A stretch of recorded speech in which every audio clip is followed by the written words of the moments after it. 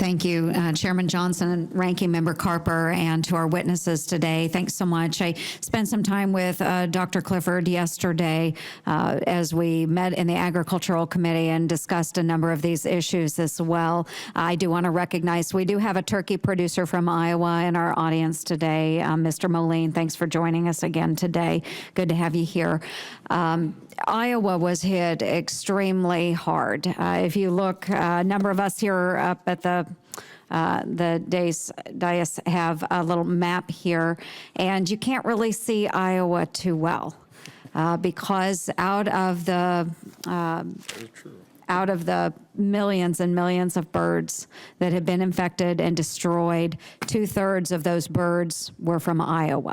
So our poultry, our turkeys have been infected quite heavily. And so this has been a big concern for us for a number of months now.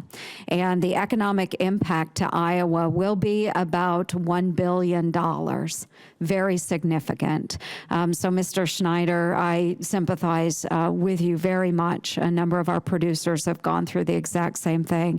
And I just want to reemphasize, it is not only devastating for these producers, but their employees, those employees' families, and the communities that are supported by these producers. So thank you for being here today and sharing your story. I appreciate that very much.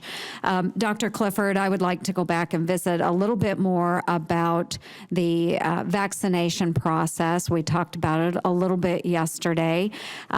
Is the USDA working on the vaccination process? If you could explain a little bit about the process, where we are with that. I know a number of different groups will support vaccination, some will not. What we want to do is ensure that we are working with trade partners as well. So if you could talk about our trade partners, that would be very helpful. Thank you, Senator Ernst. Yes, what we're doing is developing actually a vaccine bank. We intend to go out for a request for proposal soon to ask companies to bid on that. We have several companies that are in process of developing vaccines. And we believe that we will have a vaccine bank available sometime this fall. It may be late fall, depending upon the company's ability to get that vaccine manufactured. It's a tool in the toolbox, as Dr. Kelb said, that we really need to have to use if we decide it's the right thing to do in a particular situation. So we're working on those protocols, and then we'll be reaching out this summer to our trading partners to try to encourage our trading partners under these conditions to not shut off trade. And if we are successful, then that will help us to be able to utilize that one tool, because right now, if we use that tool in our toolbox, they will shut us off and we will lose potentially up to $3 or $4 billion additionally in trade. And they're not talking about a partial shut-off. They're talking about an entire country shut-off. Mm-hmm. So that's why we have the different, I understand the turkeys and the turkey production and the use and want to use those. I can understand the layers and especially outdoor or cage-free birds. So you've got these different groups, from the broilers to the genetics groups, that don't want it used because of the impact on trade. So we're trying to balance all of this. We're trying to get our trading partners to support its use in a limited way where it makes sense. An example of use would be for example, turkey flocks in Minnesota that have a very close proximity to a lot of lakes and a lot of potential wild waterfowl. Mm-hmm. Mm-hmm. Very good. No, I appreciate that very much. And Dr. Gelb, you had mentioned that of course, the growers, there is an indemnity fund, but some of the growers are not seeing the funds flowing their direction.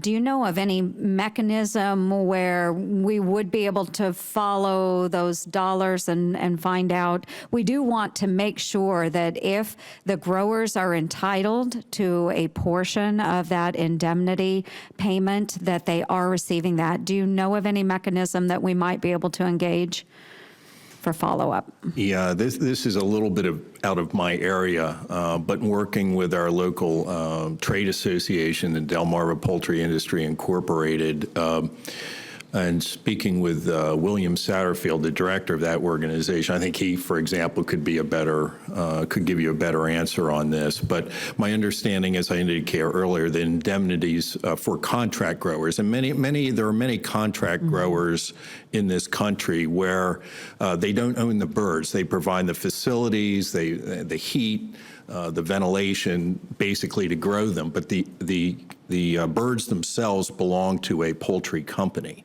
And frequently those indemnities, they just go to the poultry company. Some of the companies will then share some of the indemnity funds with the contract grower. So this is kind of a contract grower issue. And I mentioned also the interest and current proceedings now. I'm thinking about moving forward with an insurance program that growers could purchase where those funds would go directly to them rather than to the company. So, yeah, Senator, you bring up an excellent question, and I'm not sure I'm really the best one to address it. Thank you. Thank you.